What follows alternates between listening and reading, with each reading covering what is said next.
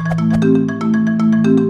I'm Lynette Noni. I just started up my own name. Hi, I'm Lynette Noni and I am the author of The Prison Healer. So The Prison Healer follows a 17-year-old girl called Kiva who has been locked in a death prison called Zalindov for 10 years, surviving as the prison healer. So she looks after the inmates. Kiva has survived longer than really anyone else. But then one day, the rebel queen is captured.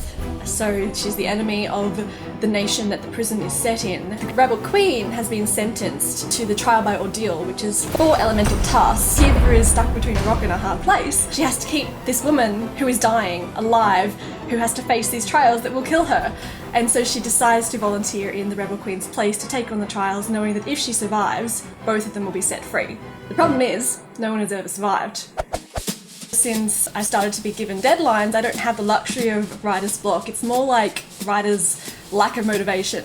So I really struggle with cat memes and cute puppy videos and cake decorating and even those things where people are cutting up soap. I will just fall into things and suddenly be like, oh, I need to be writing. I guess the tips that I would give people is that sometimes I get really inspired when I reread an old favourite book, watching a video, what are we, 1990?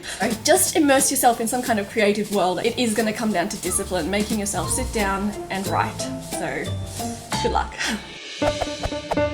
The first book I ever wrote was because I wanted to write something I wanted to read.